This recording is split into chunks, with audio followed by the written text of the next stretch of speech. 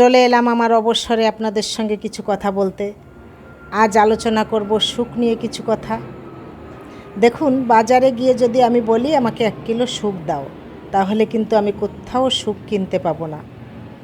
সুখ একটি আপেক্ষিক অনুভূতি, যা ব্যক্তিভেদে ভিন্ন ভিন্ন হতে পারে।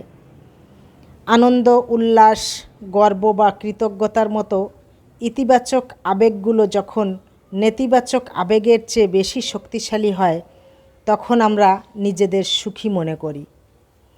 কেবল সাময়িক আনন্দ সুখ নয়, জীবনের একটি অর্থ খুঁজে পাওয়া এবং নিজের লক্ষ্য বা আদর্শের দিকে এগিয়ে যাওয়ার মধ্যে যে গভীর তৃপ্তি থাকে, তাকেই প্রকৃত সুখ বলা হয়। আমাদের প্রত্যাশা যখন প্রাপ্তির সাথে মিলে যায়, তখনই সুখের জন্ম হয়। প্রত্যাশা যত কম থাকে, সুখ খুঁজে পাওয়া তত সহজ হয়। তো আজ এই পর্যন্ত। সবাই ভালো থাকবেন।